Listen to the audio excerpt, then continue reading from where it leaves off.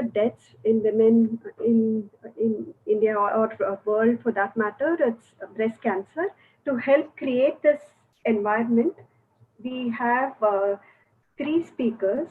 First one of whom needs little introduction, Miss Meena Ganesh, who in her current avatar is the MD and CEO of Potia Medical, India's largest and fastest growing home healthcare company, which she co-founded in July 2013. Prior to which, she was the promoter and board member of Tutor Vista and CEO and MD of Pearson Education Services.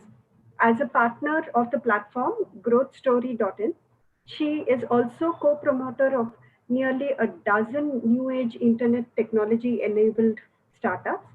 A few of them that are leaders in their category include Big Basket, India's premier e-grocery retailer, home solutions company HomeLane, food tech company Fresh Menu, and Bluestone.com, India's leading online jeweler.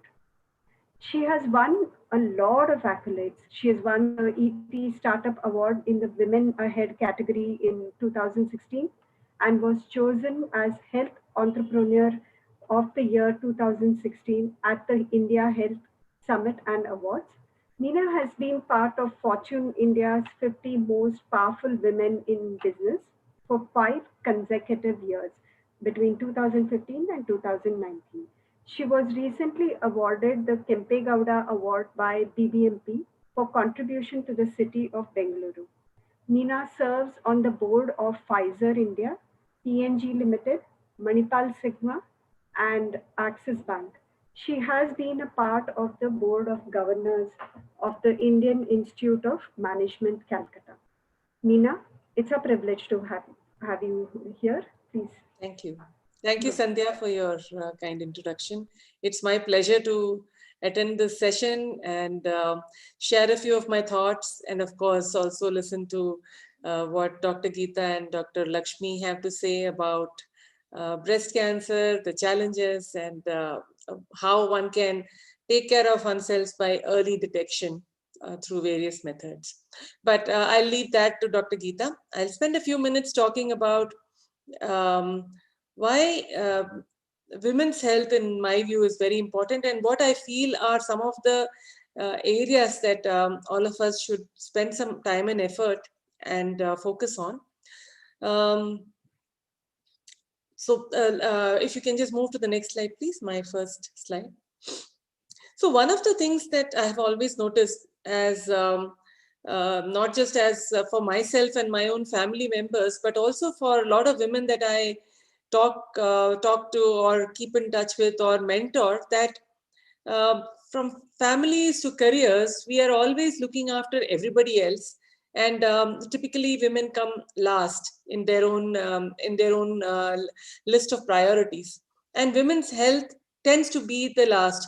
Interestingly, I mean, while this is anecdotal, even if you look at the percentage of women who get treated for various kinds of diseases, elective surgeries, etc. in hospitals, you'll always find that the percentage of men are more who are getting those treatments done, which goes to show even families tend to prioritize the men's health first, which I guess in a way made sense earlier when they were the primary earning member.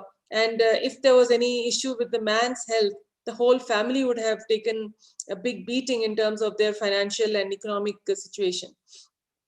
But I think we have moved beyond that. And in my view, women who are healthy, who are, when I say healthy, physically and mentally healthy, tend to be much stronger in driving the whole family's welfare, making sure the education of the family and the general economic status of the family goes up. And now that most of the women that probably listening to this are either fully employed or at least partially working, and of course now working from home, puts even more pressure, because the women tend to have to not just take care of the home, but the work, but also especially those that have children at home, younger children, which I'm lucky that my children have grown up. But if you have a 10-year-old, 8-year-old at home who has to go through online classes, who has to be entertained for the rest of the day, and you have a full-time career. It is just crazy, and I know how much of stress.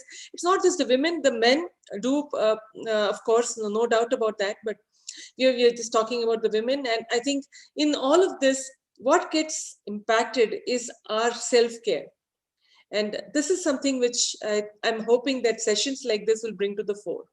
So, in my view, there are three things that all of us should do: is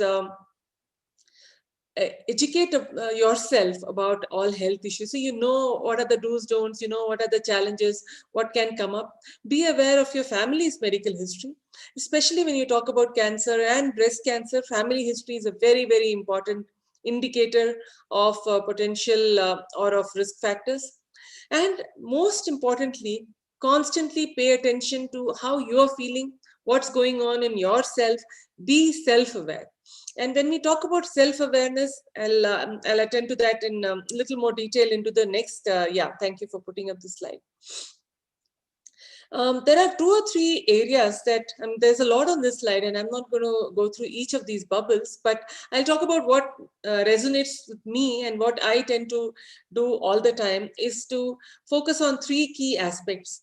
Am I taking care of my nutrition, my wellness, my exercise, and trying to get sleep? And I mean, at the age that I am, I always have sleep issues. So one at least tries and does all that can be done to ensure that those things are. So eat well, exercise well, sleep well. So that comes in my head in one bucket. The second big bucket for me is making sure that all my health issues are in under control. Are there anything? Is there any sign that I'm seeing? Am I taking immediate action on that? And so this is the physical health. And the third, for me, the third bucket, which is super important and becoming even more important in this time of a lockdown and work from home and pandemic, is your mind. Making sure that you're relaxing your mind, use meditation or whatever methods that help you. Make sure that you're calming your mind. And if you feel that your mind is not feeling as peaceful or the way you want to be, you're feeling stressed, you're feeling anxious, make sure you ask for help and take help. This is, and the third area I'm stressing a little more, because I find that most of us hesitate from paying attention to, or don't want to acknowledge that there are any mental health issues that any of us are facing. And especially during the pandemic, there are so many people that I've spoken to, who, whether my colleagues or friends, are going through huge amount of stress. Just the fact that you have so many things to do continuously, and there's no start and there's no end of a work day, with work and home and child care and child education all coming into one into the other, the stress levels are very high. There is also this need to prove that you are indeed doing a good job, because nobody is able to see you at work. So that creates added stress. The third is the lack of community, the lack of opportunity to de-stress. Especially when you, just today I was talking to a friend who is in a similar situation, and we were saying that, the amount of travel that I used to do before lockdown was at least 3 to 4 trips every month. Many of those trips provided an opportunity to have a little bit of downtime. While we may complain that, oh, we have a long ride to the airport, we have a wait at the airport, but all of those became downtimes. And when you're sitting in an aircraft, you can't even look at your phone. That's a huge amount of downtime. You can do something which makes you happy. You can watch a movie or read a book or whatever, but at least you get downtime. That downtime has totally gone from our lives. And that is something I think is creating an additional layer of stress for most of us.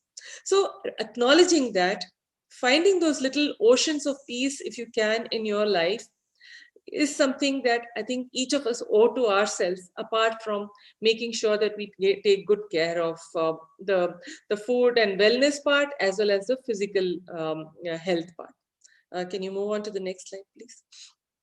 Now, just talking a little bit about the various conditions that are very specific that women tend to experience. Interestingly, heart disease has become one of the largest causes for death amongst women, and in more cases, in more men than in more women than in men, the the symptoms are much more subtle. And in our desire to be super women, as the day of Durga, we all want to be Durga. We have multiple hands, this, that. We can kill Mahishasur. We can take care of the child. We can educate everybody around us. We can give back to the society. All that we're going to be doing, we tend to ignore some of the more subtle signals. Breast cancer, that's going to be the topic of today, and I'm not going to spend any time on that. I don't want to steal the thunder from two very eminent speakers that are coming after me. Third is osteoporosis. A lack of good nutrition at the early ages, and continuing not looking at your calcium and vitamin D levels later on in the mid career time frame can lead to osteoporosis by the time women are 50 and above. And thereafter, of course, it leads to a lot of other challenges like more breakages, etc. And this also can be offset to some degree by regular exercise, and things like yoga or whatever gives you better strength for your muscles can help in reducing the growth or reducing the degradation of the bones due to osteoporosis if it's already been settled. The fourth that I spoke about is mental health. Very easy for us to ignore. Uh, we expect that we should be able to deal with it, and not given to any challenges that we face on a depression or an anxiety or any of those kind of issues, because we feel that that's not something which is right to talk about or to pay attention to, and these things you're supposed to get over. So, but sometimes you cannot get over it. You need to attend to it. You need to get the right counseling or therapy or medication, what have you, so that you can get over it. So it's worthwhile paying attention to that and ensuring that you take adequate action on that. And autoimmune diseases, which are on the rise, and a lot of women are experiencing that. So these are some of the conditions that women tend to experience a lot more. And today, of course, we'll spend time on item number 2 from the top.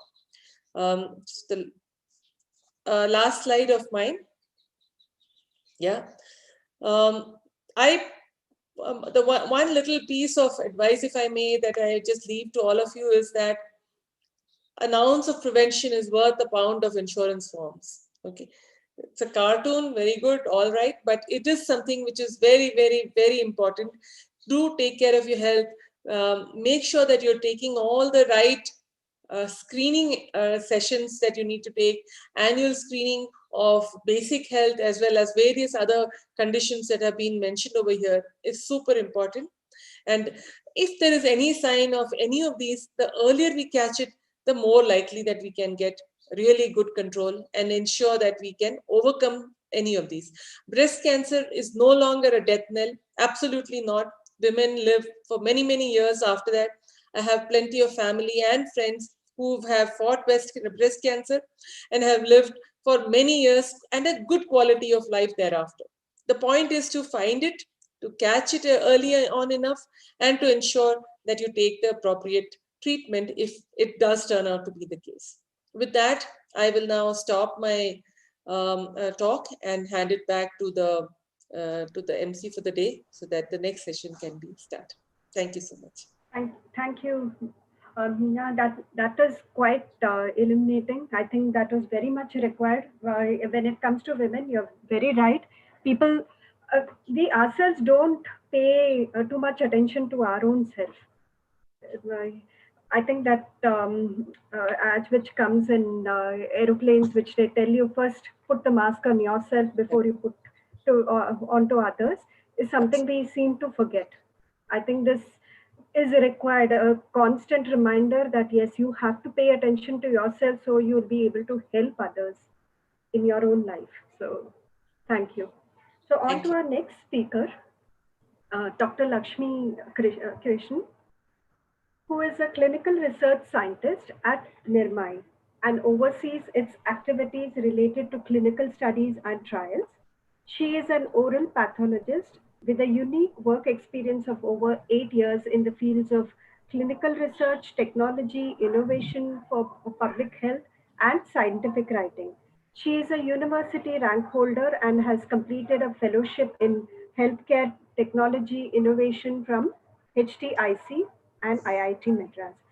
Having chosen to pursue research in the domain of public health, she has contributed to a multi-centric cervical cancer screening project with PGI, Chandigarh, and NCC, Talasheri, and also worked in a Tata Trust funded breast and cervical screening program in Mine Pune. is over, Ganesh. Sorry. Hmm. She strongly believes that innovation-led and technology-driven preventive healthcare system can address the healthcare challenges faced by India. Dr. Lakshmi, on to you. You're on mute. You'll have to unmute yourself. Please allow me to share my screen. You're the co-host, so you can share. Okay, great. Thank you. Yeah. Thank you for the introduction, Ms. Sandhya. And I think Ms. Meena has given the perfect context for our talk further. I will not dwell on anything more, but let me start off by saying good morning. Thank you for having me here. I'm from Niramai. I'm a clinical research scientist at Niramai. And just to give a brief on what Niramai does is Niramai has developed an innovative artificial intelligence-based breast cancer screening solution, which means it's a solution to detect breast cancer early. And Dr. Geeta would be talking more about it, but why are we even trying to find breast cancer early? I think that's what the whole context building that I'll be doing. Yes, we all know we're here. This is October, the month of breast cancer, and that's why we are here to engage in a conversation regarding breast cancer. Now, breast cancer is a huge topic, and it ranges amongst all of these topics. But today we'll be focusing on awareness and screening, which means we'll be talking about risk factors, signs and symptoms, and how to detect breast cancer early. Now, screening thankfully has become a very common term thanks to COVID. So you do know those temperature checks that is done outside your apartment or outside your supermarket is a process of screening where instead of making everybody go through all the diagnostic tests, not everybody couldn't go through a COVID test. So we do something called screening. If somebody's showing some symptoms, you ask them to go for a more specific diagnostic test. This is what's happening here. And based on that, you could have nothing. So, there are chances of you not having anything at all. Or if you have any abnormality, you go for treatment and support. And that is what the whole screening process is. And that is what we're going to be talking about. So before going into screening of breast cancer, why breast cancer? I mean, of course, it's the top cancer, but let's look into the statistics more detailedly. Yes, before knowing what an abnormality is, let's understand what normality is, and then we'll see how what we can do to the best of our extent to reduce our chances of getting breast cancer. So this is a map of the world, and well, I would like to give. It's not like I'm fond of pink. Pink is the color of breast cancer. Every cancer has got a color. Blue is the color for lung cancer. So this is a world map in the year 2018, and it shows the top diagnosed cancer in every country. And you can see it's breast cancer in most places, irrespective whether it's a developed country or a developing country. What's interesting is here for this statistics, they've taken male cancers and female cancers and combined them, and still breast cancer is the top diagnosed cancer in each country. Now, the second map is more interesting. This is a map of the top killing cancer in each country, same year, same population. What you can see is that it's no longer pink. For example, in the US, more women are getting diagnosed with breast cancer, but more women are not dying of breast cancer. Whereas in India, more women are diagnosed with breast cancer and more women are dying of it, right? And why is there such a difference? Why is that all the developed countries are women are not dying out of breast cancer. To give a statistics, numerical meaning to that statement, in the US, out of every 4 women diagnosed of breast cancer, only 1 woman dies of it. In India, out of 2 women diagnosed of breast cancer, 1 woman dies of it. Why is there such a stark difference? It's not due to any treatment modalities that are unavailable in India. India has great treatment modalities. It's not about that. It's about something else, and let's find out why is this difference being created. This is the same statistics for India statistics for the year 2018. Again, both male and female cancers put together. And over 162,000 women get diagnosed with breast cancer. In the same year, 90,000 women die of it. To put it in more catchy way, 1 woman is diagnosed with breast cancer every 3 minutes, and 1 woman dies of breast cancer every 6 minutes. Our problem is this, that so many women are dying out of it. What can we do to reduce the number of deaths drastically? It's no surprise that breast cancer is the leading cause of cancer-related death in cities. These are the top 10 where breast cancer is the leading cause, and you can see all the cities right on top. It's a known entity that breast cancer is more to do with urbanization and westernization, which is why there are less cases in rural areas, but in cities it is a prominent cause of cancer-related death. In fact, in India, 1 in 28 women do have the chance of developing breast cancer during her lifetime, and every second woman who's detected of it dies of it. Why is this number so huge? How do we reduce it? And the answer lies in this small, tiny gray line here, which says only 4% of the women present to the hospitals is stage 1. What does that mean? This means out of every 100 women diagnosed with breast cancer, 96 of them reach the hospitals at a later stage, where the treatment options are less. Because if you reach the hospitals at an early stage, like Ms. Meena mentioned, the treatment available is tremendous. The options are tremendous, and it's really possible to have a longer survival rate than women who have been diagnosed with breast cancer at later stages. So the key here, the difference between that pink map and the blue map we saw in the beginning, is this: that how many of us reach hospitals early, how many of us detect breast cancer early and reach hospital early. So early detection is the key to improved survival rates. Before we go to how we can detect breast cancer, I think we need to understand the structure of the breast. Now, at this slide, I have seen many men drop out from the call. Please don't drop out.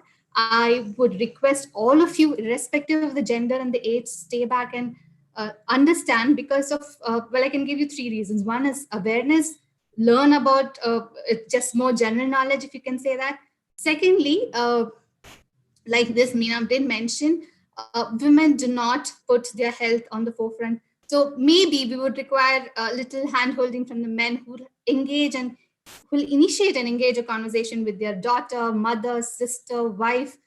You can create more awareness topic. You can go out and talk and break the taboo about talking about breast cancer. And thirdly, we need to make breast cancer screening as normal as going and getting our blood sugar tested. And for that, the women of the house will need the support of everybody around. And so please stay back. Do not leave do not be shy of looking at the images that will come on the screen next. So this is a cross section of the breast. Now, these are called milk glands. These are the glands that secrete milk because that's the function of the breast. The function of the breast is to produce milk for the newborn.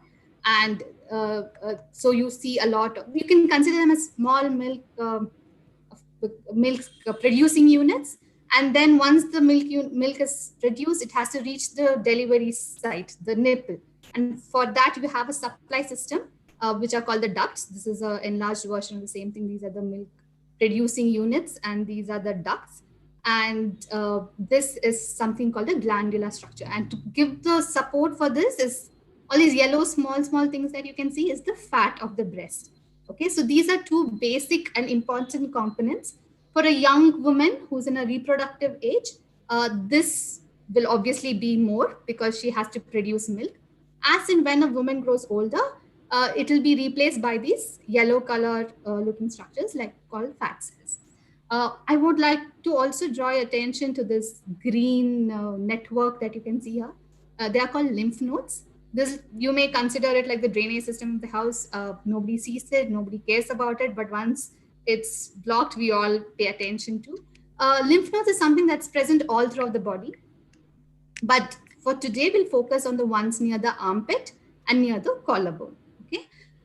Before I go ahead, I would like to ask if what's the understanding about cancer? What do you understand by cancer? It doesn't have to be a medically correct statement. Please let me know what you understand of it so that I can build on it. Anybody can try answering.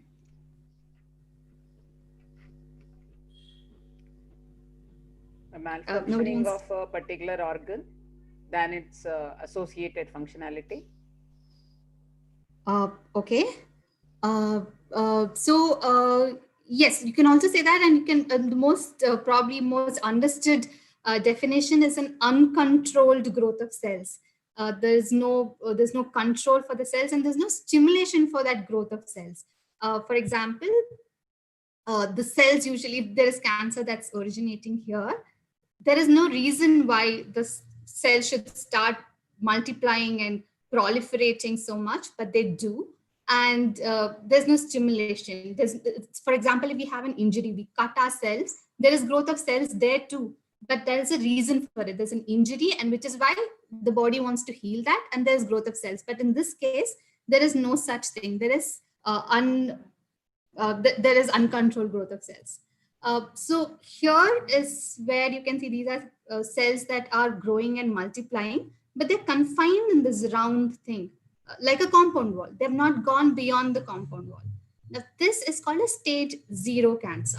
The minute these cells multiply and break open the compound wall and go out is what we call a stage 1 cancer.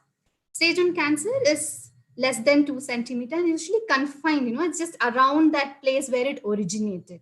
It does not spread much. And this is the stage we want everybody, no cancer to be detected. And, you reach a hospital because in this stage, because it's very easy to, just remove this part surgically and you are fine. It's not before the cancer spreads to other parts. Stage 2 is very similar to stage 1, except that the sizes are bigger. It's between 2 to 4 centimeters, the whole lesion. And there might be some kind of spread around, but it's still within the breast. Stage 3 is, remember all these green network lymph nodes that I mentioned about, those get affected. So the lesion has moved, the tumor cells have moved from the breast to the armpits, to the collarbone. So you, when testing, you might find a lump in your armpit. This is when it's stage 3. And stage 4 is when the cancer has spread to the rest of the body. It could be the brain, lung, liver, bone. Now it's very difficult to treat here surgically because how many parts can you remove? You can't be doing a surgery on every part, which is why we want you to reach the hospital in a stage 0, 1 or 2 stages. And how do we do it is what Dr. Geeta would be talking about.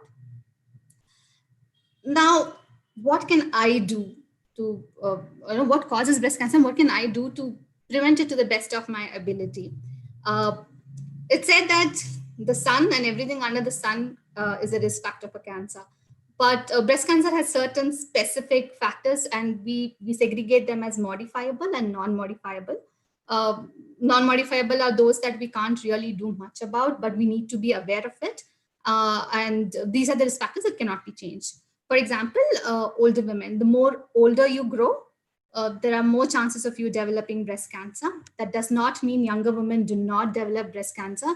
In fact, in India, breast cancer is being detected in very early ages, between 35 to 45. In Western countries, it's beyond 50. In India, it's 10 years younger. We are detecting more cases. But the risk of developing a breast cancer is more when you are growing old. So as you grow old, please pay more attention to your, go get yourself screened for breast cancer. You might have heard of estrogen. Estrogen is a hormone. Most women may be familiar with that term. Now, the risk of breast cancer is directly dependent on estrogen to some extent.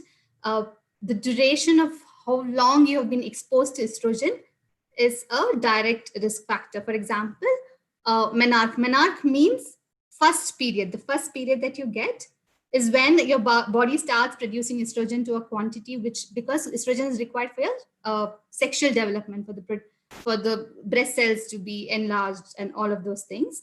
And then, of course, we all are more familiar with the term menopause, is when you will end your periods.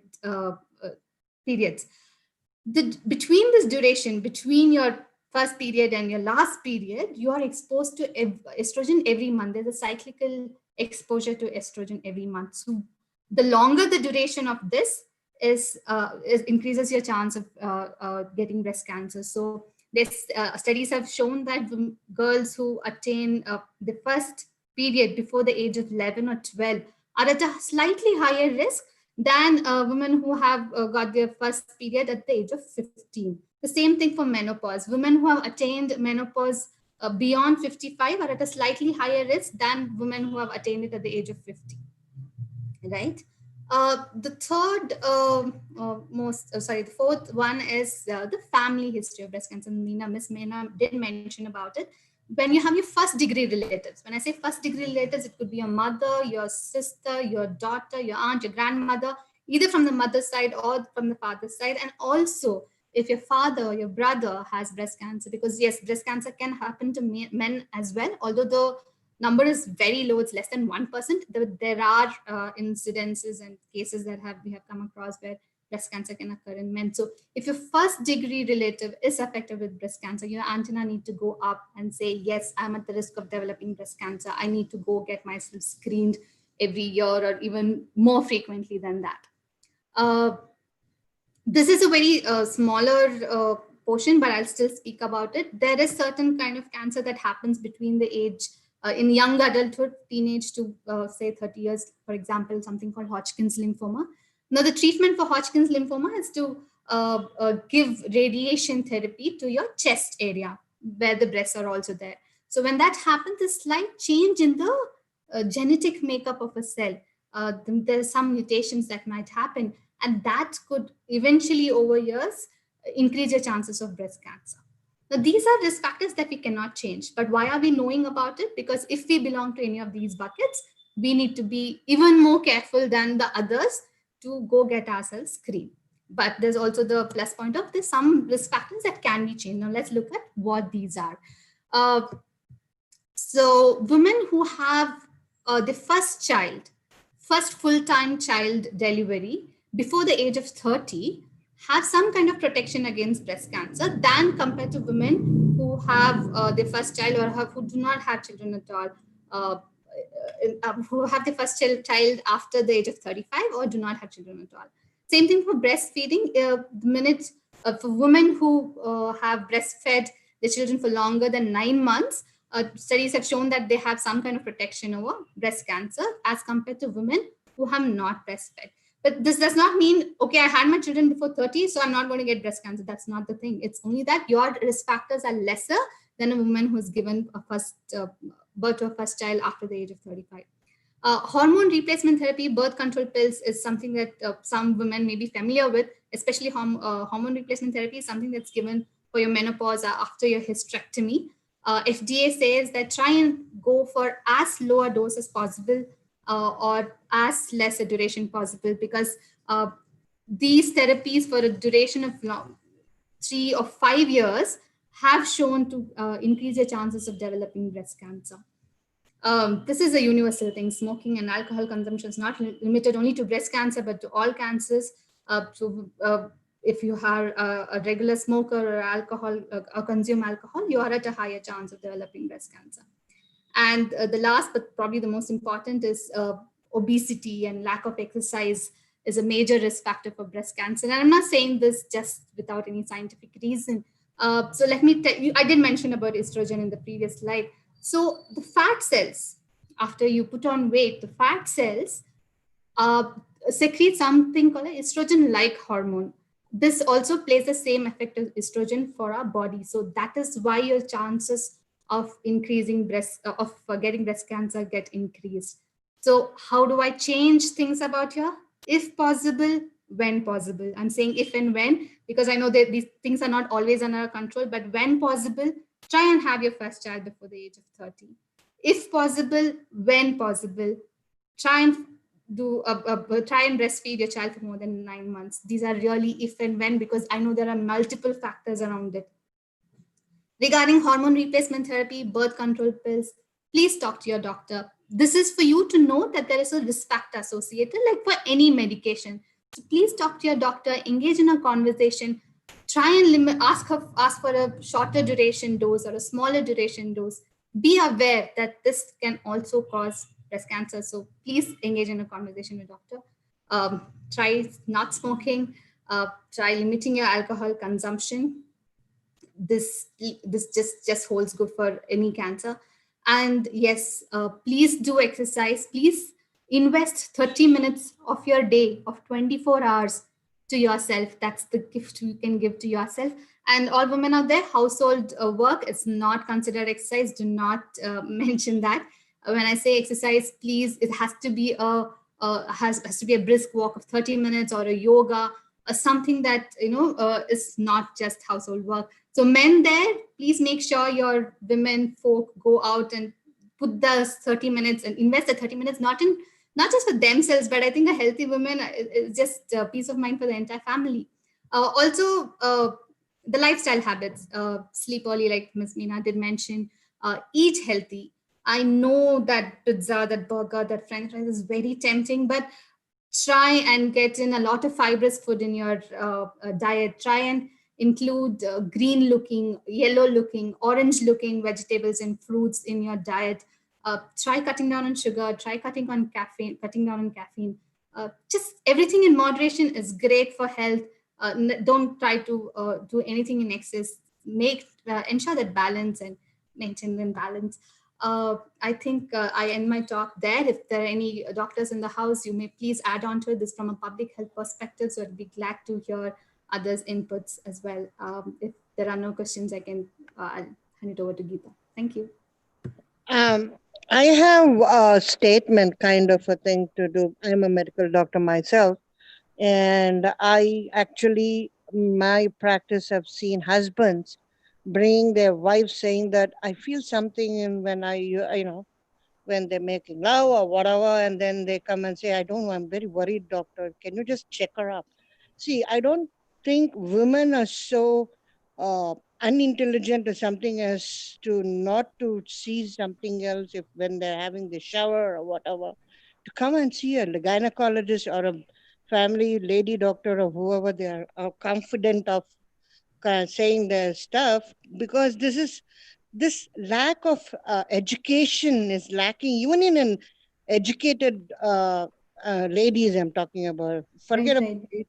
about about the rural women. I think they're much intelligent and sharper than us, educated, because we feel that we are embarrassed, or we just don't feel that there's nothing, we can take care of it, or whatever reasons it could be. But I think more of in the process of explaining about this cancer, we should also add on an educational process for anywhere in corporate settings or in any other settings, wherever we are feasible to talk or something like that, or I know there are a lot of posters everywhere, but nobody reads them.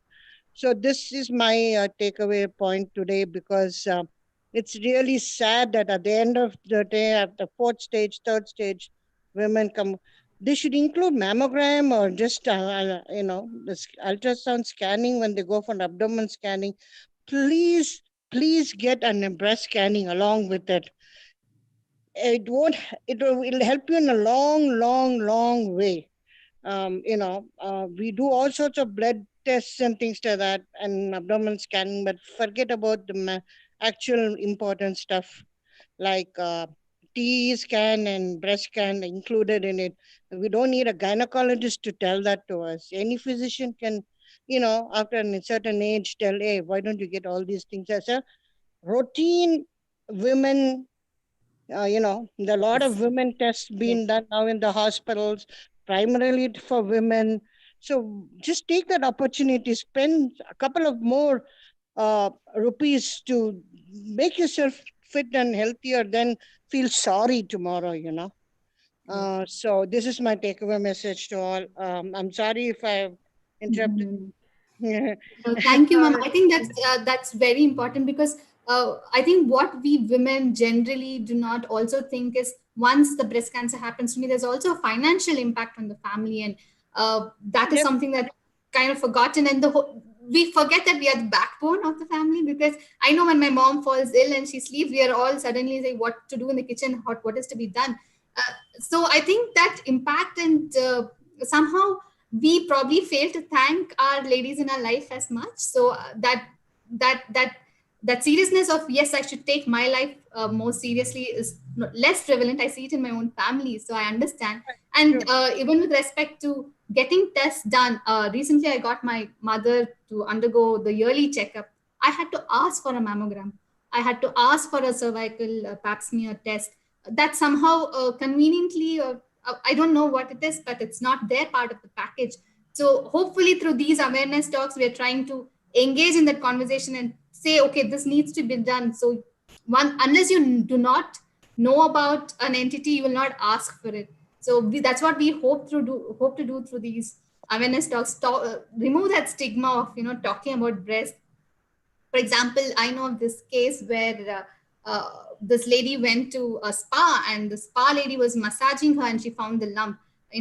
So you are affluent enough to go to a spa, but you do not consider it important to go and get a mammogram done, because there's just lack of awareness. If we could have more mammography based advertisements, breast cancer screening advertisements on TV, then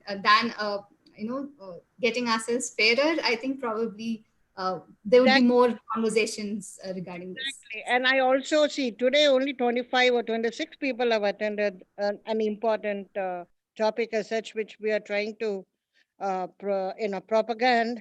What I'm trying to say is, even in family get-togethers or whatever, instead of gossiping about your in-laws or some unwanted stuff, women can get together and talk about this. What's happening in your life? How are you? Oh, hey, like this, I got this thing done, so why don't you also get it done? That all this kitty party, instead of talking about jewels and saris, you guys can even talk about these kind of, it might be personal, but hey, all women have whatever every other woman has. So we have to have, like, hey, just take a topic of say, hey, I came to know this one had something. Hey, why don't we all get together and get these things done? Or it's always better to get it, because it's our body, we know we can take care of it, and all that is not necessarily a great idea right now, because we have high technology now. We can make use of it and spend more money, instead of, hey, when we go to a movie theater, we spend thousands of rupees for just 400 rupees for a popcorn, which it gives you in 25 rupees. Why don't you spend that amount of money for your own self? You will live longer and more healthy and be helpful to yourself and others, right? So that take your, thank you for listening to me, everybody. Thank you, ma'am. Thank you. So yes, so we did talk about what we can do, in our daily lives. But now Dr. Geeta would be mentioning about how to focus your priorities, and how to do an examination in yourself and seek external help for detecting any abnormality in the breast. Over to you, Dr. Geeta. Thanks, Dr. Lakshmi and Meena. It was a great talk. Thank you. Thank you, Dr. Purnima, for sharing your views. I think you have hit upon the right this one. Yes, we really need to actually think about it and get this done, which for some reason or the other we don't seem to. I don't know if it is the money which is stopping, or the fear of getting the test done. Whatever it is, seems to stop us from going forward. Dr. Lakshmi, I had one query though. If you don't mind. Sure. Okay. See, this early menarche, is this a more recent phenomena? Because I've heard of kids as young as 8 years old, attaining puberty. So right. No, I remember I have heard of this the same instance 20 years ago as well.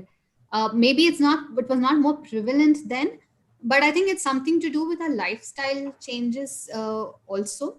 Also, although there are no proper evidence and not complete studies which talk about it in depth, but yes, our diet and our lack of exercise at an early age is also said to be a reason for early menarche. Well, to answer your question, in short, it's not a very recent thing. It's been there, but just that probably more people are speaking about it now. They're not shy to talk about, my daughter had an early menarche.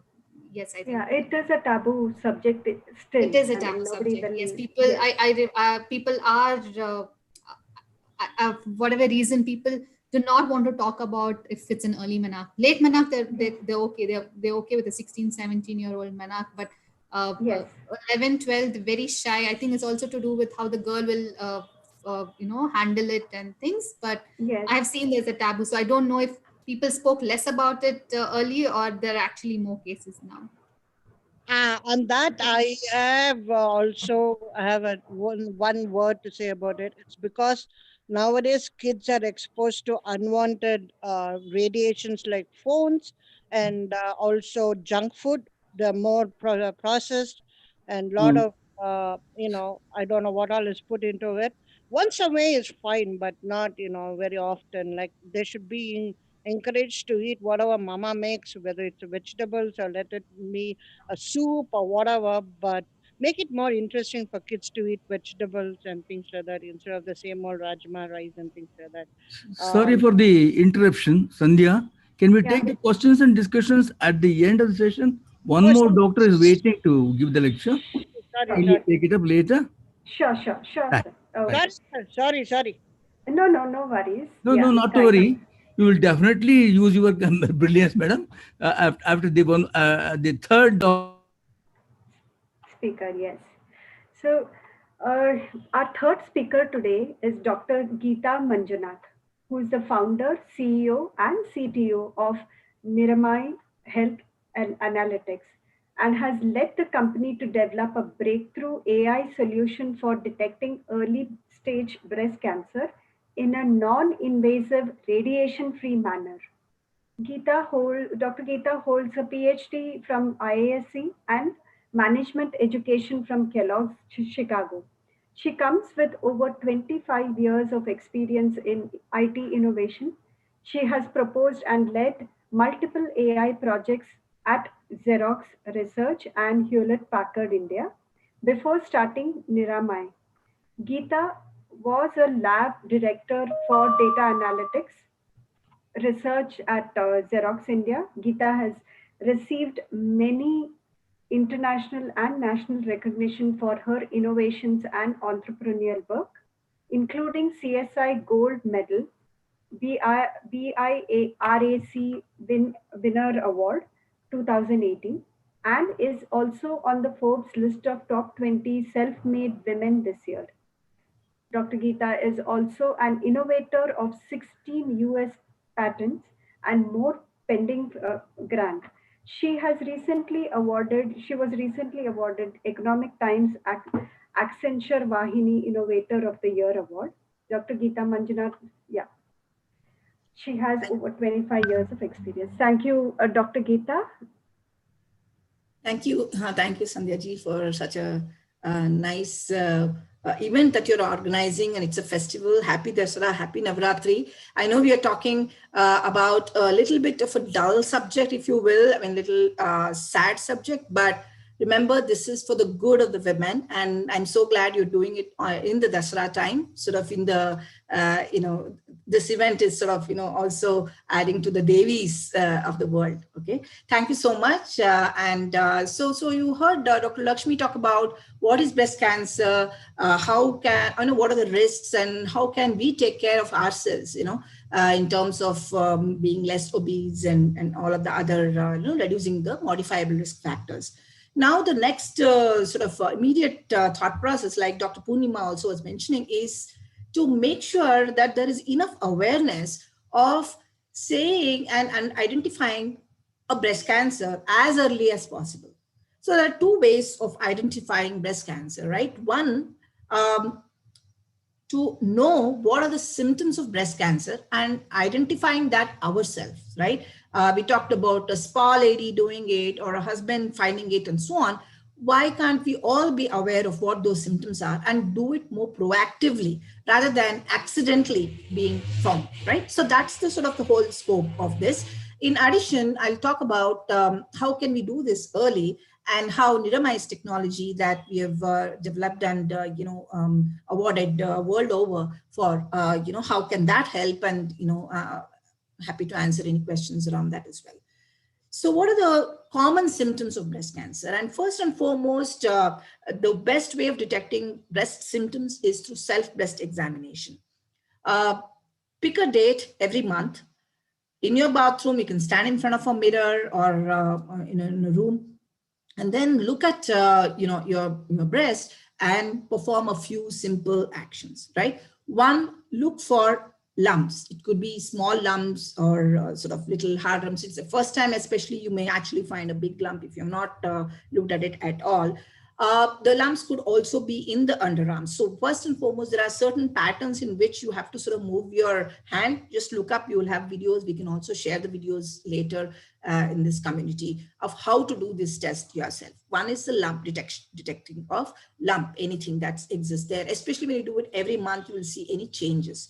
Secondly, the nipple, the center point that you have, if it is turned inside and trying to sort of pull it out, still going inside, you need to be concerned and you need to, visit a gynecologist. Sometimes there can be sort of watery or bloody discharge from the nipple. That is something you have to be careful about, especially if it is continuously doing, and especially, of course, you're not breastfeeding the baby and so on, right? So now if it's not milk, but it's something else, right? You need to be concerned about, and good to visit a gynecologist. And you're, let's say, watching every month and you suddenly see some part of the breast becoming like orange peel, like that dotted like texture. So that again is something that you need to be sort of worried about, or any type of other skin changes, not simple rashes, but some kind of scaling and so on. If you see, then you may want to, visit the doctor.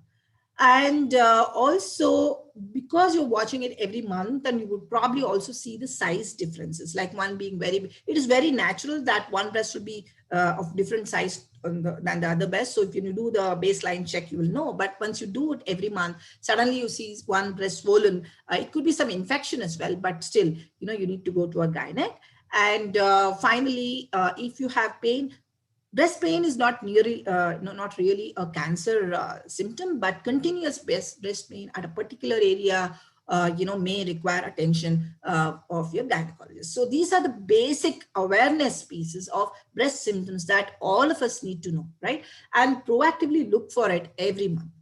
Now, this will ensure that at least we'll be able to detect stage 2.5 to stage 3, which Dr. Lakshmi mentioned, right? 2 centimeters and above, because a lump to be felt by hand should be about 2.5 centimeters. So it could be stage 2, or actually it's stage 3 as well. Now, at least let's get that, right? So let's get that into our normal routine. But we all know that early detection or earlier detection is actually very important. In the US, for example, the survival rates are 95%. And you saw the world map that Dr. Lakshmi mentioned and showed, right?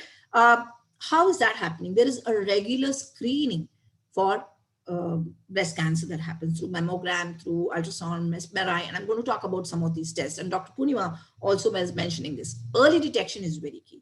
If you do all those clinical breast examination or hand examination or self-breast examination to look for symptoms, that's absolutely critical, because at least you will find it at stage 3, 2.5, 3, let's say, right? But we want to find it at stage 0, stage 1. How do we do that? Because if we do this, the treatment costs are less, the health of the person beyond any detection also is going to be great, and also the recurrence is lesser, and so on and so forth. So the key question is, how do we detect it early? And current methods, when you look at, there are 4 ways. One, we already talked about the clinical breast examination. This is very similar to self-breast examination, except that it's done by a special, skilled clinician, doctors, essentially gynecologists, for example.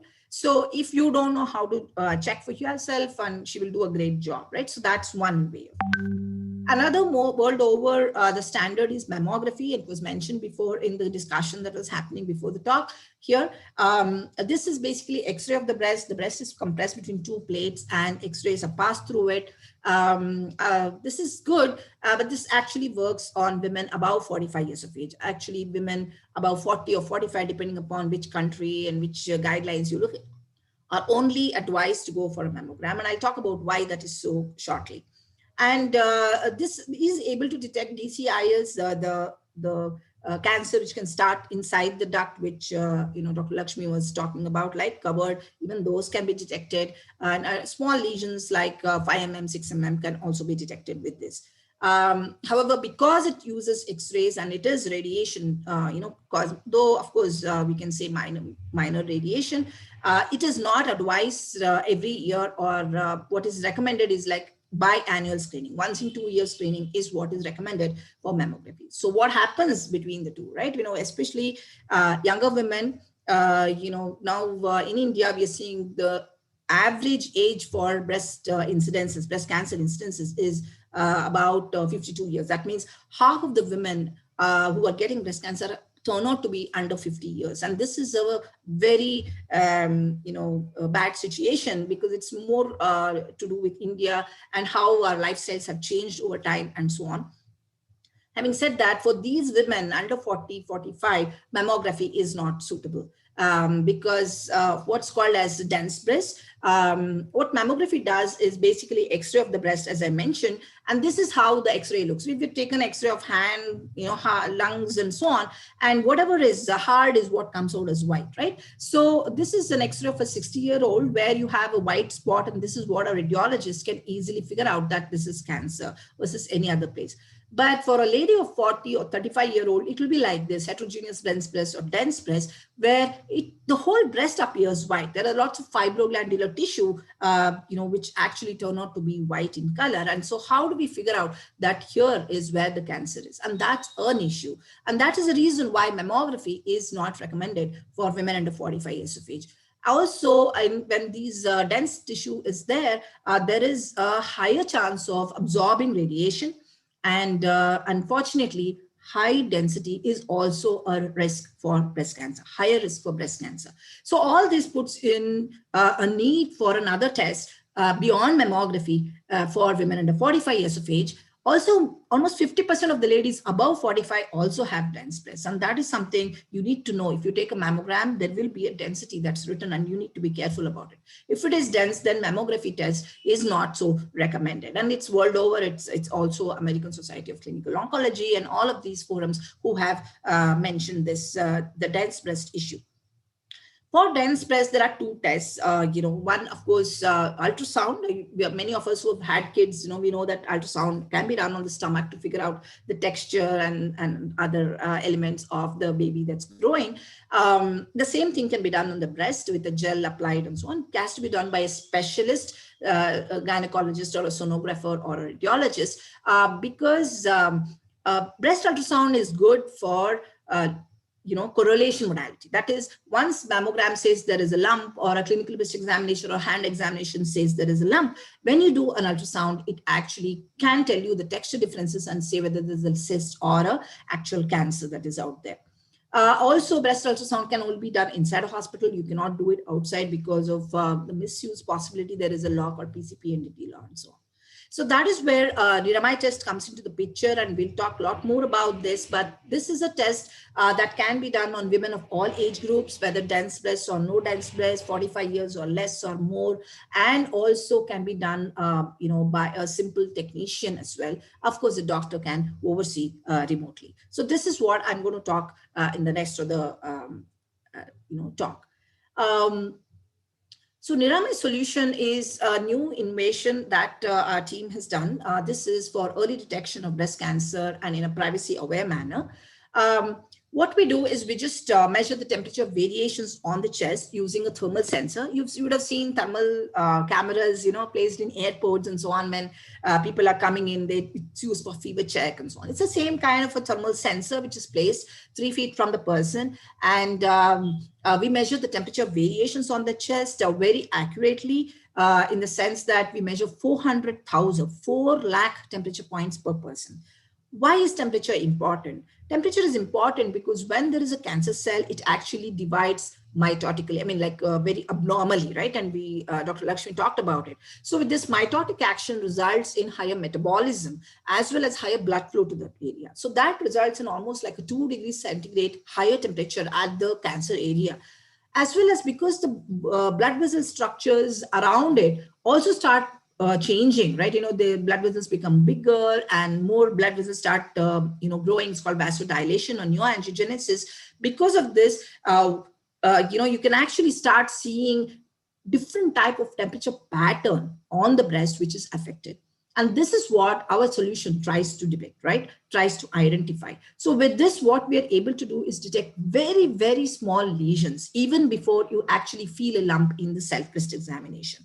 We are able to detect as small as 4 millimeters of abnormality, if at all, and also say whether it is cancer, likely to be cancer, or likely to require a follow-up test or not. And what may be very interesting is that it is completely non-contact, non-invasive. We do not touch the patient. We do not see the patient or a lady. Not at a patient as well, right? So there is a small booth. The lady enters a booth. She sits in front of a thermal sensor. There's a small cooler which blows cool air so that we build a contrast from outside, just like a cooler we use in summer. It's exactly that, right?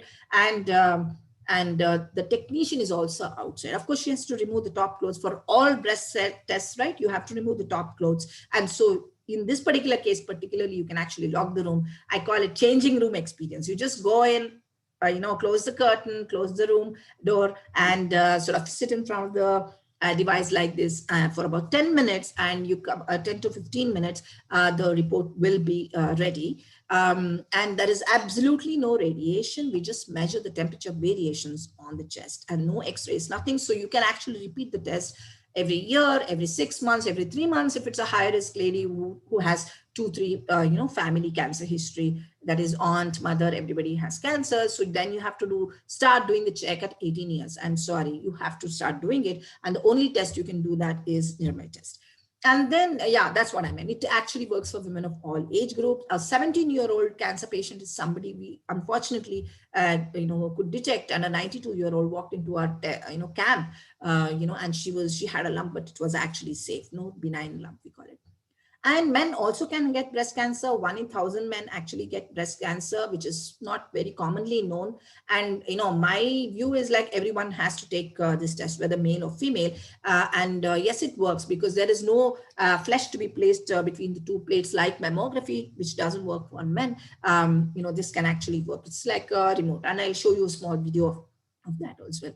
For a diagnostic center and hospital and the end user, we have made this very, very affordable compared to, let's say, 3,500, 4,000 rupees, which is the mammography, like 1/3 the cost of mammogram right here. And because it's a very, very portable device, it's a very small device. It's not like a huge machine. It's a small device. It's like a 1/2 liter water bottle. We actually have our team members put it in a backpack and take it and do the screening outside. I'll share a little bit of images. Yeah, here. So you can see this is the device. This is one version of the device. There are certain other units that we use, and it's just placed on a tripod. And it's like a studio. Of course, it's not a real image. It's just the temperature image that we take. And these are simple, skilled ladies, health workers who can conduct this test. What this enables is large scale, right? Because it's difficult for the doctors or the gynecologists or the radiologists to go all over India to do this, right? And this is something that can be done by health workers, of course, trained, by Nirmay. We have certified technicians whom we allow them to do the screening. And it's installed in 60 plus hospitals. This number is smaller because after that, we have now partnered with Apollo clinics, and it's available in all Apollo clinics in 4 cities now, and will be expanding pan-India. And it's available in several government hospitals, as well as, in many centers in Bangalore and about 14 cities in India. We've also conducted a lot of outreach camps. I know we are talking to apartment, coordinators here as well. So, our team actually comes and does this screening in the apartments. In the clubhouse, for example, we just take a room, give a 15-minute appointment per person. Of course, it takes 10 minutes. We just sort of block 15 minutes to make sure that there is social distance maintained. Absolutely, there is no contact. So, it's COVID-friendly test, if you will. And you can see it's a privacy aware. It's a makeshift booth, like a small room that we create with cloth and all that. And the lady is inside, the technician is outside. It's extremely privacy sensitive, because we have seen in many camps, right?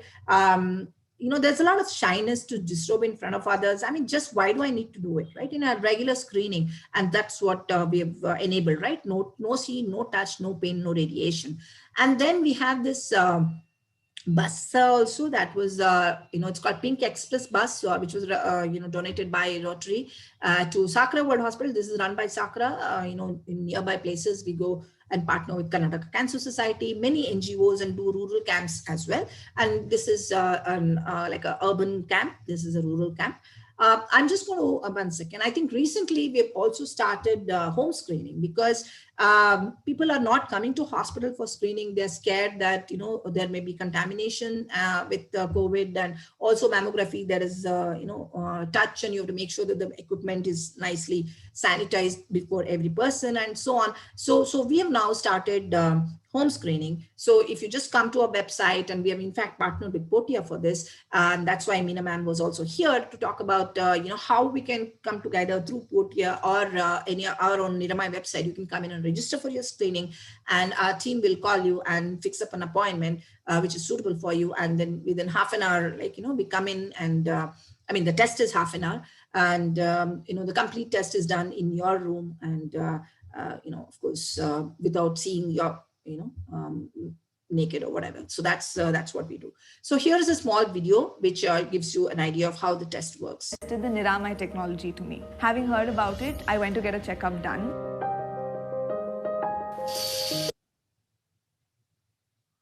I was quite skeptical before I went for the test. It took me by surprise, because the machines didn't touch me. It was all happening from far away. जैसे eye test होते हैं ना, दूर से, बिल्कुल वैसा.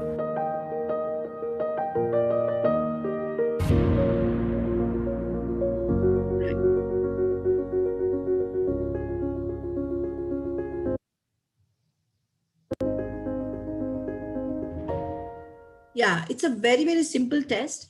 And like you saw, right, nobody saw the person as well. And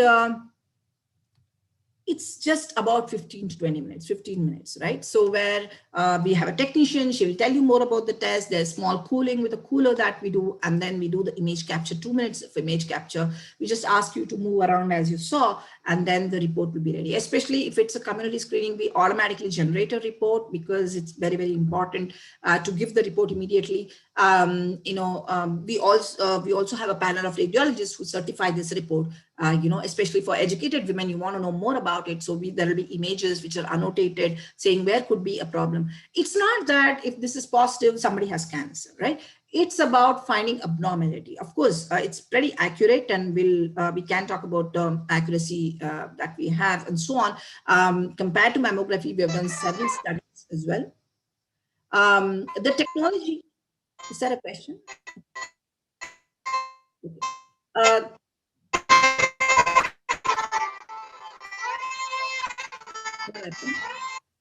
Okay. Can you mute yourself, please? Okay, thank you.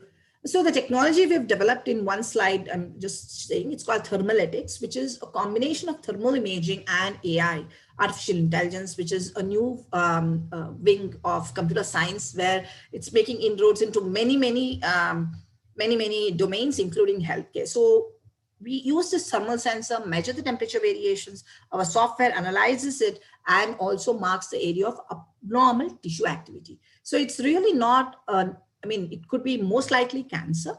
Having said that, it can also be some abscess, some infection inside, and so on. So we actually ask them to do an ultrasound as a follow-up if she requires a follow-up. We are not looking at lumps, because 60 to 70% of the lumps are harmless. You have to find lumps and go to the doctor. Having said that, just because you found a lump, it is not cancer. right? So that is also something that we are able to. We look for only abnormal tissue activity, and it's a very innovative product. We have 10 US patents as well. We do have clearances from the government bodies. It is new. Many of the doctors will not know. Doctors among you probably wouldn't have heard about it. So please don't worry. We have screened more than 33,000 women in India already. It is cleared by the government, by the Central Drugs Authorizations called CDSU organization. We are cleared by many government, state level government district hospitals as well. We are installed. Even in Bangalore, the Bangalore mayor and the district health officer has cleared this, of course, after review with multiple oncologists and radiologists. And we have published in several, big forums. Recent one is an ASCO oncology forum, where we showed that we have 100% sensitivity in women without symptoms. And with symptoms, we always, check the symptoms and send them for another test. That's always better. There again, it's 94% accuracy. So with this, we have also worked with several Karnataka Cancer Society and other societies to actually take this solution, like I said, to even rural areas. And we have done several corporate camps as well with NetApp, Best, Make My Trip. So many organizations have gone through this as well. And here is like a 2-minute view of what Kiran Majumdar says about it. But today we have a new solution which is being provided by a very exciting young startup called Nirmai, who actually have come up with a thermoprofiling technology which actually creates a heat map of tissue and thereby detects the smallest of lesions in breast cancer. And this, I think, is a very exciting time because these are non-intrusive and painless kind of interventions for breast screening. And I encourage every young girl over the age of 25 to start doing annual checkups using these kind of technologies.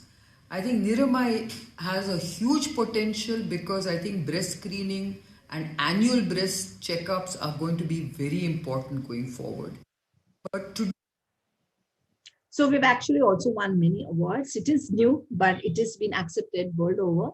In fact, we are the only Indian startup listed on the top 100 startups in the world. And we are also called as cancer shakers.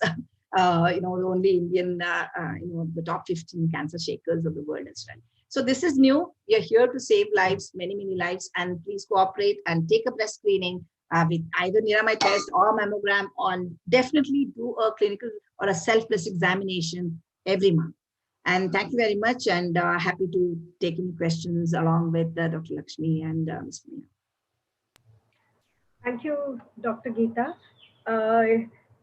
Frankly, okay, let me admit myself. I haven't gone through a mammogram. And actually, let's do a poll here. How many people here who have taken a test for themselves or their family members, even the men? I would like you to respond. How many of you actually have family members who have gone through screening, breast screening? Can you put your hands up? Okay, Lalitamba, great. Mother, okay. Good. 4 answers. 23. Yeah. A good crowd. So please tell others as well. Please go ahead. Yeah, Sarla, I think 4, 5, okay. But for me, that fear, probably it is fear or whatever. I've never done the test. I don't know what are the main causes for women not coming forward to do it. Any idea? Yeah, I think one is, of course, awareness itself, because people don't know that they have to go for a test, even though there is no major symptom, right? So everybody, even now they ask me like, I don't have a lump. Should I take a Niramai test? Yes, you should, right? It's like, I recently came up with this analogy of, car breakdown, right? So, you don't wait till the car breaks down to take it to a mechanic. Of course, you can do that. Of course, you can do it. And you know what your situation is going to be. as opposed to doing an annual maintenance, right? It's exactly like that, right? Women, and Ms. Meena was also telling the same thing earlier, right? Go for annual screening, not just for cancer, but it can be a full-fledged, all of this, right? That sugar test and, anemic, it's very, very important to do a, RBC count check as well. So all of these, hemoglobin check, so all of these tests once a year is very good. Please do it. And breast screening should definitely be part of it for two reasons. One, especially for women, right? One is you are, because as a female, you do fall in the same category or average risk of getting breast cancer, right? A second, early detection is very, very, very, very important for ensuring you have a wonderful life after that. When you go for screening, two things can happen. Either you will be called out as somebody who has early symptom, or you do not. If you do not, be happy, go back, be happy for the next 1 year and come back, right? If you are found, it's also be happy because you found it early. You didn't wait for symptoms to appear or something. You found it early, which is also good because after about 6 months of treatment, or maybe even shorter, you can be like a normal person. Now, people don't have to lose the breast when a breast cancer is detected. There's something called lumpectomy, which is a very, very small surgery, which will be only removing the small lesions. Smaller the lesion, smaller is the surgery, and the whole breast is conserved. It's called breast conservation surgery. With this, the look and feel also will not, go. And then, if you detect early, no chemotherapy is also needed, which means that, no changes to your hair or any of the looks that you generally may get worried. It's very, very important to detect early. I think the main thing is the awareness. And the second big thing, Sandhya, is that everybody thinks I will not get it, so that's kind of, why will I get it? I'm not drinking. It's not like that. Everyone has an average risk for breast cancer. In fact, I would like to announce here, so we have released a tool to check each one of your risks on niramai.org. It's called Health Risk Assessment. Please go there. It's actually based on coupon only till 31st October, it's free. And after that, there is a nominal charge will be there. Answer a few 10 to 12 questions there, and you will know the risk, itself, whether it's average risk, medium, moderate, or high risk. That is one piece. And then definitely go for annual screening. And if you all want, we'll be very happy to come in and do the screening at your apartments and partnering with Portia for home screening as well. Thank you, Doctor. You did mention starting as early as 25 years. Yeah, the first baseline screening with Niramai test, we are saying, because it is also meant for younger women, right? Mammography is not recommended under 40. 45 is recommended. Till 40 to 45 also, it's a gray area. Some guidelines say yes, they can do and so on, but under 40 mammo is not recommended unless it's a very high risk and the doctor prescribes it. But as I said, in India, the cases are lower, right? The age for breast cancer is coming to lower. And that's why we say above 25, definitely anyone can go through Niramai test. And we have many people in 20s and 30s, we have found to be abnormal also. Wow. Do we have the statistics of how many, how we pair against the rest of the world in terms of numbers, not in terms of deaths, but cases? Yeah, and the number of cases is much lower.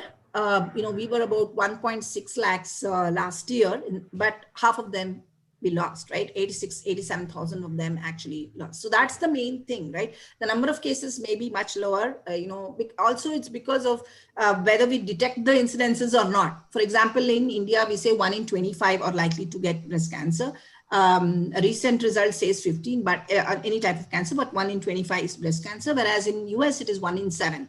That is the detection rate they have, 1 in 7. It's not that we are more healthier than US or anything like that. It's just that we are not detecting enough as well. So I wouldn't sort of go by that number and say we are, 1/4 or whatever, but it's just the detection rate is also much lower.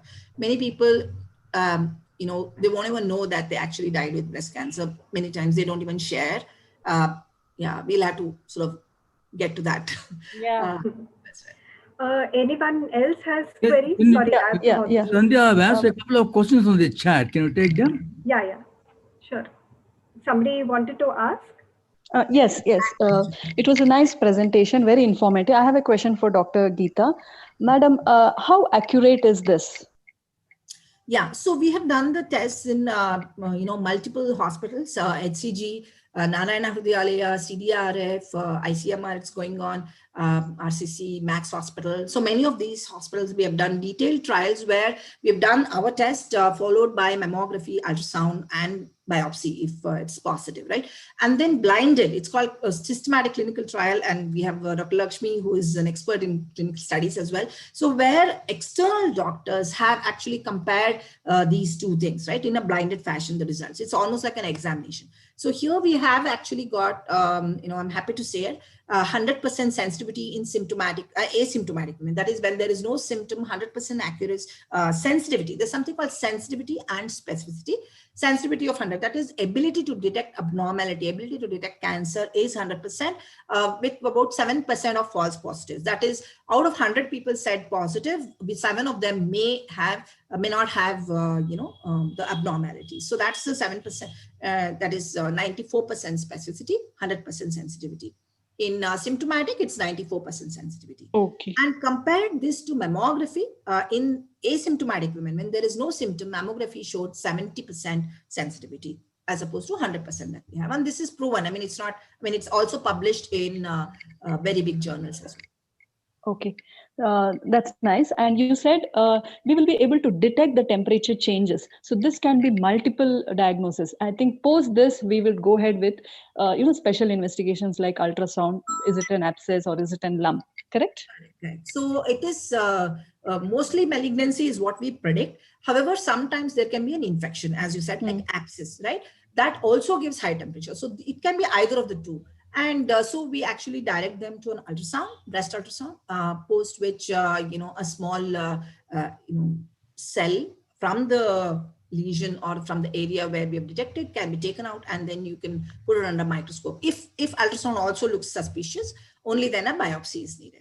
Okay, so it will also cover the axillary area. Yes, it can actually cover the axillary area as well. Oh. We don't do that for everybody. We will figure out if suspicious, only then we do this axillary analysis. Okay, thank you very much, madam. Very informative. Thanks a lot. Nice questions. I think there are some questions on the chat. Sanya, can you read that for me, please? Dr. Geeta, I'm looking at those. They're mainly questions of, not really questions. I think they're just statements when we ask them if they've got screening done. So it's a response to. Dr. Lakshmi, you want to add anything else on this? You are not on video. Okay. No, Dr. Geeta, I think you did mention everything that was there to be spoken about. And if there are more questions, it'd be easy to answer and individual. Sandhya is not able to connect. I am Nagaraj, President, Bangalore Apartment Federation. Hello, sir. It was a nice presentation. I have two questions. I am a yoga specialist. First is, fasting or intermittent fasting, can it avoid cancers? The reason why I'm asking this is, our great grandfather's time, cancer are less, and they were systematic in fasting. Does it have a relationship with the cancer? Okay. Do you want to take it or do you want to? No, you can. Okay. So fasting recently has been found to be a good practice for diets in general, for the whole health itself. You would have gone through multiple programs for diet, and all of them, first few months, they actually make your body alkaline, and the second 2 months, they try to sort of put you on fasting so that the body can eat its own fat, right? So that's what it does. And then I think the old practice of 15-day fasting was a good thing, sir, actually. I wouldn't say that will reduce cancer. There's no proof, available in literature to say that, but definitely it will make the person healthy and probably less obese. That is how, I would perceive that. You were mentioning about, whether the fasting will reduce. Yeah, I guess that's, sorry, I wanted to say another point, I forgot. Okay, second question is, you were telling something about menorrhagia, that is irregular periods and all that. I have been experiencing some of my students who are reaching the menopause stage with a lot of meditation. Their hormonal imbalance has come down. There's the balancing and there's the regularity. Does this result in lessening of the the possibility of the cancer? Like I mentioned, sir, any change where we'll require less external hormones to maintain our state would be helpful. So basically, when they come to the age of menopause, they seek external supplement like hormone replacement therapy because it is a systematically proven treatment. Uh, if that can be avoided, I mean, of course, there's no literature to mention to substantiate what you've been telling, but if that has been practically anecdotally found that it's stabilizing the menopause time and the menorrhagia around menopause, why not? As long as we maintain a healthy lifestyle, I think it all comes down to that, sir. To maintain a healthy lifestyle and have moderation in everything and not go anything. Ati sarvata varjet is what they say in Sanskrit. Anything beyond a limit is always harmful. So anything can be brought down to a limit in a good way. I think that's good. But like Dr. Geeta did mention, we do not have scientifically proven clinical studies to prove this fact. But yes, if that answered your question. Why I ask this question is 3 years ago, our Guruji B.K. Sainga published an article that the breast cancer was completely put down because of the yoga and meditation and all that. That's why I asked this question. Okay, we will take a look at it. I think Iyengar sir is a very, very big yoga person. So definitely yoga and regular meditation and activities, right? Exercises in some form or the other, like Dr. Lakshmi also mentioned earlier, is absolutely critical for everyone. And that definitely helps in controlling many diseases.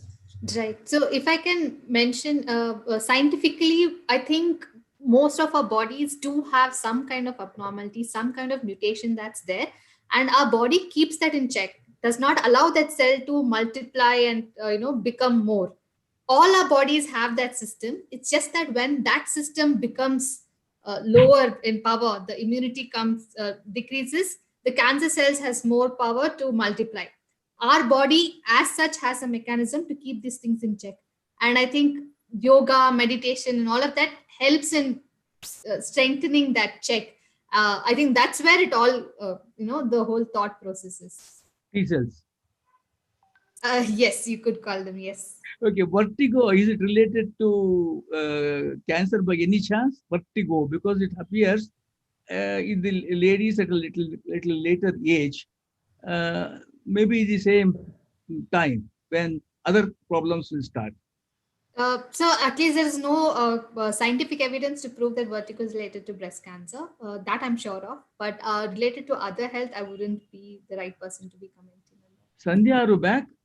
I think she's out of connection. Yes, sir. Yeah. I think Sandhya, as a small hint to you, if we had organized it after forming the ladies group, you would have had 100 people. That's a small hint to you. So anyway, you can we have hope once more. We hope the men carry the news to the ladies as well. At least that way we're going to break the taboo and have a conversation between both genders and not be shy about breasts. So hopefully it'll work in every way. Yeah, we need the men to push it, sir. Yes.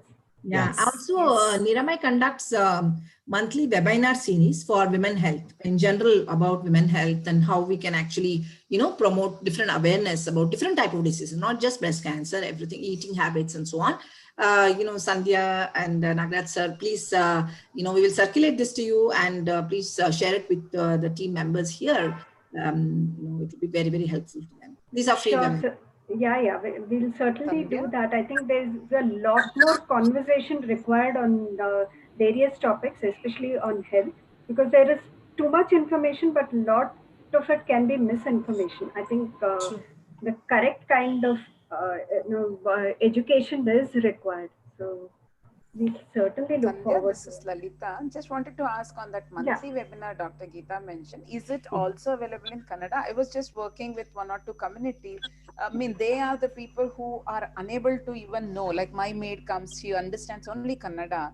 Sure. Is there something, I was actually thinking, I spoke to a doctor, she said, now with COVID, let's do it online. I'm sure everybody has a smartphone or ella reach agakantu agutte. Kannadadalli, I think Niches, yeah, if that is a possibility. Talaharate anta ಒಂದು program ಕೊಟ್ಟೆ madam. ಅದರೊಳಗೆ full Kannada ಇದೆ. I will share it with you. And we also have brochures in Kannada. We can share it. In different languages we have the brochure. But this, interview was done by this Talaharate program. Is that a podcast? It's a podcast. Yeah, it's a podcast available. Just yesterday it was released. Okay, ಅದು ಕನ್ನಡದ್ದು ಕಳ್ಸಿದ್ರೆ ನಾವು ನಮ್ಮ community ಇದ್ರಲ್ಲಿ ಯಾರು ಕನ್ನಡ ಅರ್ಥ ಆಗತ್ತೆ at least ಅವ್ರಿಗೂ ಅದು ಪರಿಚಯ ಆಗತ್ತೆ. ಇನ್ನೊಂದು ಮ್ಯಾಮ್, ಗೀತಾ ಮ್ಯಾಮ್, ಇನ್ನೊಂದು ನನಗೆ ಅನ್ಸಿದ್ದು ಸ್ಪಿರಿಚುಯಾಲಿಟಿನ, not really a god but spirituality and early meditation ನನ್ನಲ್ಲೇ ಡಿಫ್ರೆನ್ಸ್ ನೋಡಿದೆ. Last 3 months I've been practicing for half an hour in the morning. ಅದು specifically early morning where the power is too high, right? I went through a lot of things. Andre positive affirmations na ಜಾಸ್ತಿ ಕೊಡ್ತಾ ಹೋದ್ರೆ ನಮ್ಮಲ್ಲಿ I think bodily changes also changes. If you can include, moment spiritual andre people go religious ಅನ್ಕೋತಾರೆ. Actually it is not. You just ask God that super power to give all the courage to face certain things. ಅದು positive affirmation if you can include, because ಏನಾಗುತ್ತೆ ಅಂದ್ರೆ test ಅಂದ ತಕ್ಷಣ Covid ಅಲ್ಲೇ ನೋಡಿದೀವಲ್ಲ, ನನಗೆ positive ಬಂದ್ಬಿಡುತ್ತೆ, ನಾನು ಹೋಗಲ್ಲ. Half the people avoid test because they will be detect ಆದ್ಮೇಲೆ ಅದ್ರದ್ದು fear is the half of it, right? ಅದನ್ನ ಓವರ್ಕಮ್ ಮಾಡ್ಲಿಕ್ಕೆ positivism, I think it is found in one of the spiritual talk I heard. I don't know the evidences. Cancer has been arrested to a multiple year-fold.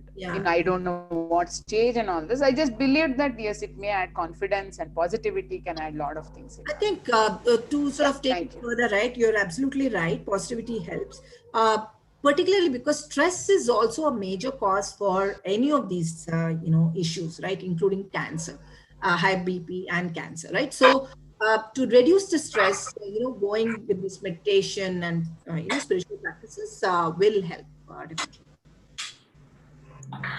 And in fact, in these women sessions, one irony that these are never introduced early in the life. Somebody said if somebody who can pick it up. It is introduced as a classroom session, ma'am, but they will learn, and it has to come. Ma'am, your voice is family breaking. Right. So I think to add on to it, I think positivity as such, if there is a nexus, it's not just, and it's proved even in cancer treatment. Even they say, even the doctors do mention that please be positive about the whole thing, because it helps you get through it more easily than if you have negativity surrounded. So I think meditation and everything just brings on that positivity there, and there's no denying that it does not actually. Great. I think very good questions and thoughts being shared. I'm assuming that people want to go back to their pujas and continue. Happy Dasara. Spread the word. It's all for the good. It's all for the good of women health, and that's how let's pick it up. And if any of you want to, arrange a camp at your apartments, or if you want to run the health assessment, our team is here. Somde, Vicky are all connected with this organization. So we'll be very happy to support it. Along with Potia, we are also running the home screening service. Surely we will look forward to it, Dr. Geeta. I think this is quite essential, and this is a beginning, if you ask me, to create that awareness so that people can take it forward. And this is something which a regular thing which needs to be done. Yes. I would also request Dr. Geeta, Lakshmi, and me, and Dr. Meenakshi to give your personal contact kind of a thing in BAF, or put it in the BAF WhatsApp or anywhere, and also the website, so that we can pass it on to people and make it more aware of things. So I would request you guys to just give us your info in any form, whether through emails or to the BAF WhatsApp group or things like that, so it can be passed on to others. So Dr. Purnima, we will be running a special campaign for BAF. I'll get back in touch with Mr. Arun and Ms. Sandhya, so that we can you guys can avail our special offers, and even for your residential people. Yeah, that is why I was just asking about. Surely, that can be taken care of. And good day, guys. Happy Sunday and happy Navratri to all of you. Thank you, and a great session. Thank you so much for the engaging discussion. Thank you very much. Dr. Geeta, Dr. Lakshmi, and we are now missing Ms. Meena. This is Arun here. Thank you so much for having come on this day and presented about this important subject to all of us. I'm sure this will be enriching for those who participated, and we are going to host this on our website as well as on our YouTube channel. For people, those people who missed out, I'm sure they will soon come back and take a look at it. And for those who are not aware, we do host it on our website. Please do access the wide range of videos, presentations that we've had. Sandhya mentioned this is the 46th in the series. Most of them are available. Please do take time. And if any of you are interested in bringing up other subjects as presentations, please reach out to Sandhya with the subjects and the speakers. Over to you, Sandhya. Thank you. Thank you, Arun. Thank you, Dr. Geeta, Dr. Lakshmi, for taking your time off on a Sunday and a festival and talking about a very important topic. So thank you. Yeah, we look forward to more engagement like this. I think it is very much needed. And the more relevant education which is as we can give, I think there will be a lot of changes going forward. Yeah, I think this will also be a good engagement because you will be a beautiful conduit to reach many, many women and spread the awareness. Thank you so much for doing a good job. True. Thank you. Have a nice festival. Happy Navratri. Happy Dasara. Thank you. Thank you, doctor. Thank you. Thank you. Same to you. Thank you for the opportunity. Thank you. Good day. Good day.